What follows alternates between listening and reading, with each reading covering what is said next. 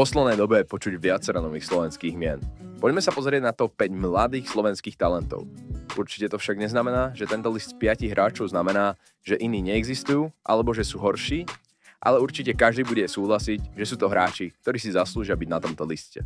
Na 5. mieste je Servác Petrovský. Rodák z Veľkého Šariša sa ukázal najlepšie na majstrovstvách do 20 rokov tento rok. Strelil dokopy 5 gólov a získal 9 bodov. Na majstrovstvách sa ukázal produktívne, najviac zo všetkých Slovákov. Síce o ňom veľmi nepočujeme, je určite vhodné ho spomenúť.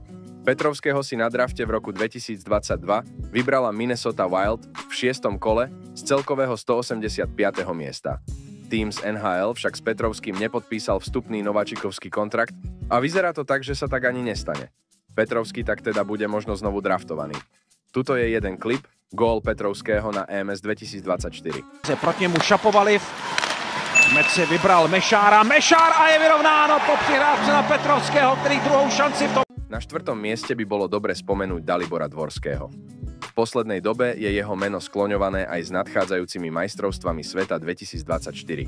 Práve teraz hraje za Sudbury Wolves v mládežníckej súťaži Ontario Hockey League. Jedna menšia zaujímavosť. Vo veku 15 rokov a 232 dní sa stal najmladším autorom gólu v dejinách Extraligy. Síce na majstrovstvách sveta u juniorov 2024 sa neukázal ako najlepší strelec, jeho kvalita však tam stále je. Získal 6 bodov a strelil 3 góly. No v klube sa ukazuje v tom dobrom svetle. Tu je jeden jeho klip.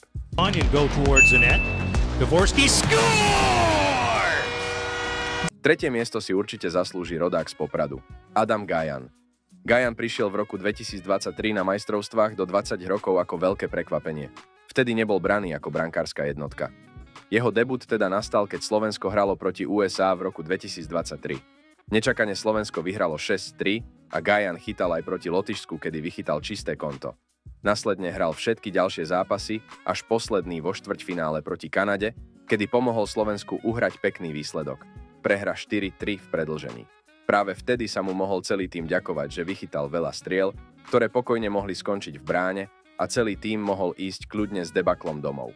V roku 2023 stal najvyššie draftovaným brankárom v roku 2000. V druhém kole si ho z celkového 35. miesta vybral klub NHL Chicago Blackhawks, zároveň aj najvyššie draftovaný slovenský brankár v histórii. Bolo by dobre si pozrieť pár jeho zákrokov, keďže góly samozrejme nedáva. Right circle, a shot, a riser, saved by Gajan, rebound, Gajan makes a save, Adam Gajan at the buzzer in unbelievable. Na druhom mieste by určite bolo dobré spomenúť draftovú dvojku v roku 2022. Šimon Nemec, rodák z Liptovského Mikuláša.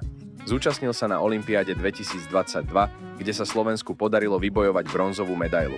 Šimon Nemec, ako bolo spomenuté v roku 2022, bol dratovaný na druhom mieste, tímom New Jersey. Síce o ňom nie je tak veľmi počuť v novinách, keďže hrá obrancu, určite je dobre povedať, že Nemec hral aj na seniorských majstrovstvách, keďže spomenutí traja nižšie nehrali, aj keď sa to môže čoskoro zmeniť. Tu je na ukážku jeden Nemcov gól.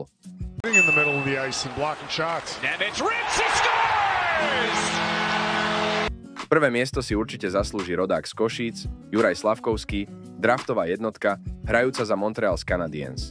Prekonáva rôzne rekordy v NHL a naozaj to vidíme. Ukázal sa aj na olympiáde, kde bol aj spomenutý Šimon Nemec, stal sa najproduktívnejším hráčom a strelcom. Podarilo sa mu aj streliť legendárny gól z bufetu pri hre proti Švédom o bronz. Určite sa dá povedať, že Slavkovský zažíva svoje roky, je každému známy, takže určite treba povedať, že Slavkovský má veľký potenciál, ako aj nižšie spomenutí hráči a tiež aj tí nespomenutí. O pár rokov určite prídu ďalšie mladé talenty, ktoré tiež môžu zahviezdiť. A tu je jeden klip Juraja Slavkovského.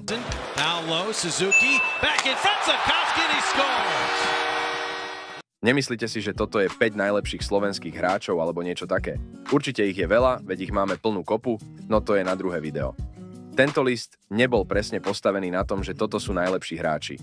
Verím tomu, že niekto povie, že napríklad ten hráč alebo tamten hráč si nezaslúži byť v tom rebríčku, lebo poznáte takého hráča.